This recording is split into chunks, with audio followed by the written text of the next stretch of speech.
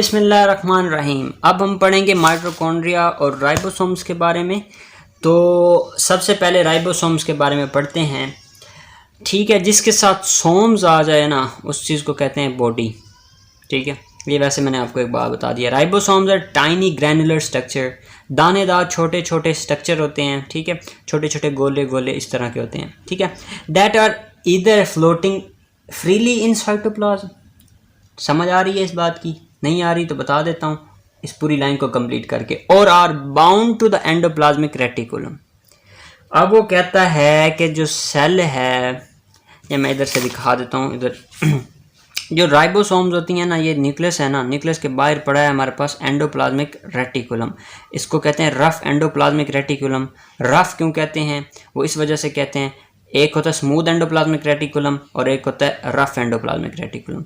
जो rough endoplasmic reticulum होता है वो ऐसे होता है, इसके ऊपर ना इस तरह राइबोसोम जो हैं प्रेजेंट होती हैं, ठीक है। जिसकी वजह से इसकी जो सतह होती है, जो इसका सरफेस होता है, मेरा ये जो पेज है ये प्लेन है, अगर इसके ऊपर मैं कुछ सुइयाँ लगा दूँ या कुछ छोटे छोटे कुछ मतलब दाने इसके साथ लगा दूँ, कोई भी छोटी छोटी चीज़ें मैं इसके साथ लगा दूँ, जब मैं हाथ उसके ऊपर ऐसे फेरूँगा तो वो खुरदरी जगह हो जाएगी। रफ एंडोप्लाज्मिक रेटिकुलम इसको इसी वजह से कहते हैं। एंडोप्लाज्मिक रेटिकुलम का काम हम आगे पढ़ लेंगे, लेकिन इसको रफ इसी वजह से कहते हैं क्योंकि इसके ऊपर राइबोसोम जो है ना वो पड़ी होती हैं। समझ आ गई? वो कहता है, अब उसने इस लाइन में क्या कहा राइबोसोम्स वाली, वो कहता है या तो राइबोसोम दो तरह से पाई जाती हैं, या तो वो एंडोप्लाज्मिक रेटिकुलम के ऊपर लगी होंगी, जैसे ये काली काली लगी हुई हैं, ठीक है। इसको हम रफ का कह देते हैं। स्मूथ के ऊपर देखें कोई भी इस तरह के काले निशान नहीं लगे हुए। या तो वो राइबोसोम क्या होगी, इसके साथ लगी होगी एंडोप्लाज्मिक रेटिकुलम के साथ, या फिर वो साइटोप्लाज्म के अंदर ऐसे ही फ्रीली मूव कर रही होगी, किसी के साथ अटैच नहीं होगी। समझ आ रही है? अब फिर मैं उस लाइन को पढ़ देता हूँ।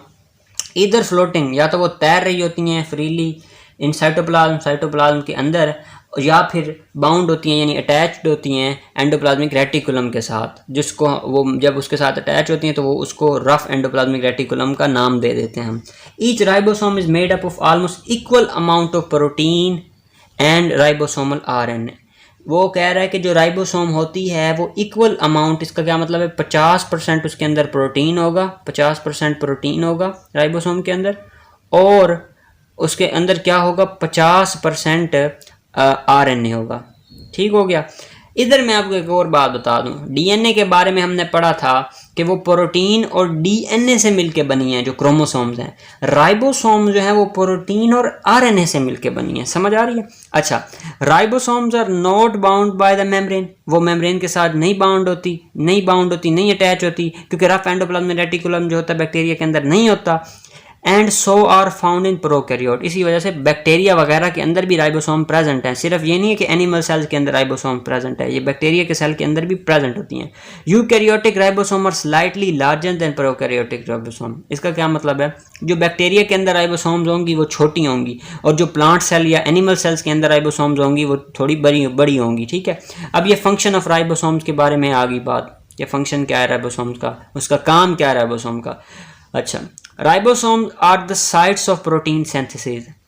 राइबोसोम जो फैक्ट्री है वो किस चीज़ की है? प्रोटीन बनाने की। समझ आ गई? Protein synthesis is extremely important to the cell. Protein synthesis, protein का बनना सेल के लिए बहुत ज़्यादा ज़रूरी है। And so large number of ribosomes are found throughout the cell. इसी वजह से ढेर सारी राइबोसोम्स सेल के अंदर प्रेजेंट होती हैं, पाई जाती हैं। When a ribosome is not working, जब राइबोसोम अपना काम नहीं कर रही होती, मतलब प्रोटीन नहीं बना रही होती, इट डिसअसेंबल्स, तो ये टूट जाती है इनटू टू स्मॉलर यूनिट्स। तो ये टूट के दो हिस्सों में टूट जाती है। अब इसका मैं आपको मतलब इसका थोड़ा सा इसको समझा दूं, एक्सप्लेन कर दूं। हमने पढ़ा था सेल मेम्ब्रेन जो है वो इस तरह की है। जल्दी थोड़ा सा आपको मैं थोड़ा सा आइडिया दे दूं इस चीज़ का, ताकि आपको चीज़ें भूलें ना। ये है हमारी सेल मेम्ब्रेन। क्या है ये? Cell membrane. इसके अंदर प्रोटीन पड़ा था ना हमने, ये जो है सेल के अंदर प्रोटीन एम्बेडेड होता है, मोज़ेक फ्लूइड मॉडल है। ये जो प्रोटीन है ये कहाँ से आया? यही राइबोसोम जो प्रेजेंट है सेल के अंदर, वो प्रोटीन बनाएंगी। क्या करेंगी? प्रोटीन को बनाएंगी, क्योंकि ये प्रोटीन की फैक्ट्री हैं, और प्रोटीन को इधर भेज देंगी, वो सेल की मेम्ब्रेन के ऊपर आकर लग जाएगा। बिल्कुल आसान बात मैंने आपको बता दी है। जो कुछ प्रोटीन के और फंक्शंस होते हैं, ठीक है। कुछ एंजाइम हमारे प्रोटीन्स होते हैं, इसी तरह कुछ और चीज़ें होती हैं, एंजाइम भी आप आगे पढ़ लेंगे। तो ये इसका हो गई पूरी बात। अच्छा, 2 सब यूनिट होते हैं राइबोसोम। बेसिकली उसको अगर आप डायग्राम बनाए तो इस तरह कुछ उसकी डायग्राम बनेगी यार, इस तरह इस तरह इस तरह और इस तरह। 2 सब यूनिट होते हैं इसके, 2 सब यूनिट होते हैं। एक लार्जर होता है, 2 हिस्से होते हैं, एक लार्जर एक बड़ा हिस्सा होता है और एक क्या होता है स्मॉलर सब यूनिट होता है। ठीक है, इधर से प्रोटीन बन रहा होता है। ठीक है, इधर प्रोटीन बन रहा होता है। वो कैसे बन रहा होता है इसको छोड़ दें आप। इधर प्रोटीन बन रहा होता है, जब बन जाता है तो वो इसको प्रोटीन को रिलीज़ कर देती हैं। ठीक है, और फिर जो है ये जब काम नहीं करती तो ये वाला सब यूनिट अलहदा हो जाता है यूनिट, और ये हिस्सा अलहदा हो जाता है। ये दोनों हिस्से अलहदा हो जाते हैं, यानी डिसअसेंबल हो जाते हैं। जब ये काम नहीं कर रही होती, जब काम कर रही होती ये दोनों हिस्से आपस में जुड़ जाते हैं। ठीक हो गया। मजीद कोई क्वेश्चन है आप मुझसे पूछ लें, और नेक्स्ट आप ये माइटोकॉन्ड्रिया भी पढ़ लेते हैं इसी वीडियो के अंदर। वो कहता है माइटोकॉन्ड्रिया और माइटोकॉन्ड्रिया, ढेर सारी माइटोकॉन्ड्रिया होंगे तो उनको माइटोकॉन्ड्रिया कहेंगे, अगर एक होगा तो उसको माइटोकॉन्ड्रियान कहेंगे। और डबल मेम्ब्रेन बाउंडेड, अब ये भी डबल मेम्ब्रेन बॉन्डेड है, किसकी तरह, न्यूक्लियस की तरह। उसको हमने जो डबल मेम्ब्रेन थी न्यूक्लियस के बाहर वाला, जो जिसको हमने न्यूक्लियर इन्वेलप का नाम दिया था। इधर भी 2 मेम्ब्रेन है, एक ये आपको नज़र मेम्ब्रेन आ रही है और ये एक ये आ रही है। ये एक डार्क है और एक लाइट डार्क आप कह लें। 2 मेम्ब्रेन नज़र आ रही हैं, ये एक आउटर मेम्ब्रेन और ये इनर मेम्ब्रेन। ठीक हो गया, 2 मेम्ब्रेन है तो डबल मेम्ब्रेनस ऑर्गेनेली है माइटोकॉन्ड्रिया। समझ आ गई। फाउंड ओनली इन यूकैरियोट, सिर्फ एनिमल और प्लांट सेल यूकैरियोटिक सेल्स के अंदर पाई जाएगी। These are site of aerobic respiration, और ये इस जगह है जहाँ पे एरोबिक रिस्पायरेशन हो रही होती है, जहाँ पे हमारे पास एनर्जी बन रही होती है। जब हम खाना खाते हैं वो खाना हमारे सेल के अंदर किसी तरह ना गया जो भी है किसी तरह पहुँच गया। अब उस खाने को जो हमने ये फूड पार्टिकल लिया था, ये फूड पार्टिकल है, ये हमने लिया था, जब इसको ना हम ऑक्सीजन लेते हैं तो ऑक्सीजन आएगी यहाँ पे, O2 यहाँ पे आएगा। ठीक है, इसको ना तोड़ देगी, वो इस खाने को तोड़ देगी और इधर से एनर्जी ताकत निकलेगी। उसी ताकत का हम इस्तेमाल करके हाथ पांव हिलाएंगे, बात करेंगे, सोचेंगे, सारा काम उसी से कर रहे हैं। इस पूरे प्रोसेस को सेलुलर रिस्पायरेशन या एरोबिक रिस्पायरेशन का नाम देते हैं। And are major energy production centre, और यहाँ पे एनर्जी प्रोड्यूस हो रही होती है, एनर्जी प्रोडक्शन का सेंटर है ये। एटीपी बन रही होती है, एटीपी आगे आप इसके बारे में पढ़ेंगे, एडिनोसिन ट्राइफॉस्फेट। उसने इस टेबल में भी यही कहा है कि आप चैप्टर नंबर 7 में माइटोकॉन्ड्रिया और क्लोरोप्लास्ट के बारे में मजीद पढ़ेंगे।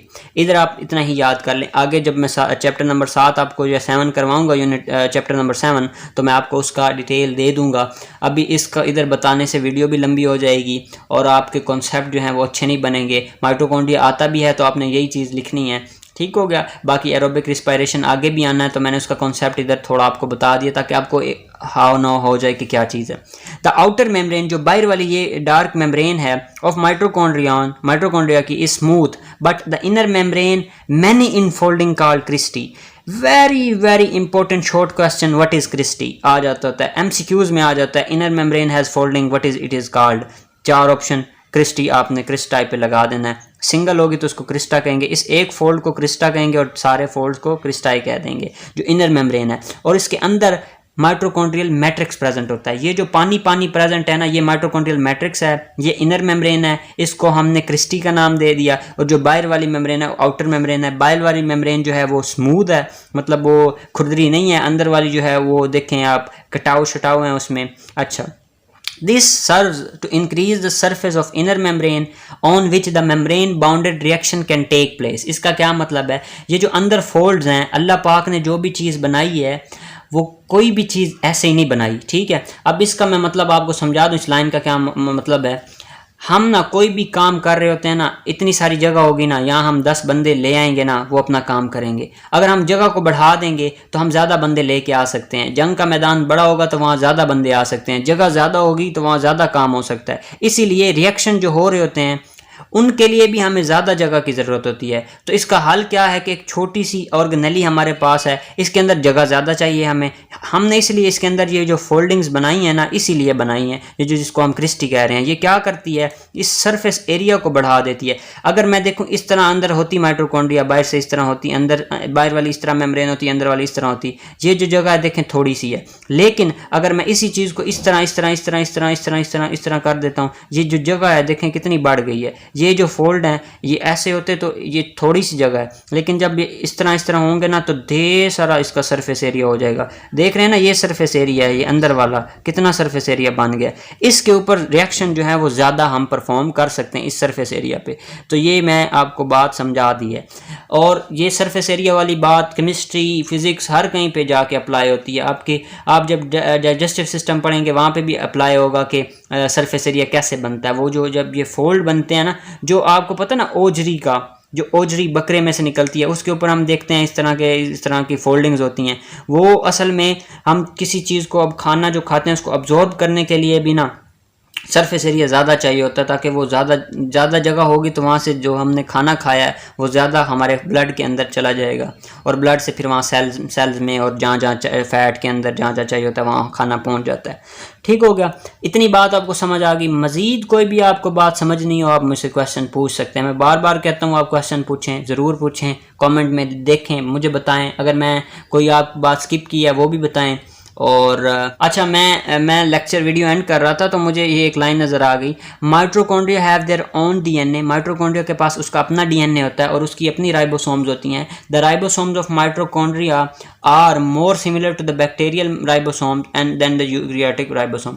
जो माइटोकॉन्ड्रिया होती है उसका अपना डीएनए होता है, उसकी अपनी राइबोसोम्स होती हैं, और उसकी जो राइबोसोम है वो प्रोकैरियोटिक यानी बैक्टीरिया की राइबोसोम से मिलती जुलती हैं। ठीक हो गया, प्रोकैरियोटिक राइबोसोम से मिलती जुलती है। हमने पढ़ा था जो प्रोकैरियोटिक राइबोसोम है वो छोटी होती हैं यूकैरियोटिक राइबोसोम की निस्बत, मतलब जो यूकैरियोटिक होंगी वो बड़ी होंगी और प्रोकैरियोटिक छोटी होंगी। ये अब हमारा जो है ये माइटोकॉन्ड्रिया कंप्लीट हो गया। Thank you.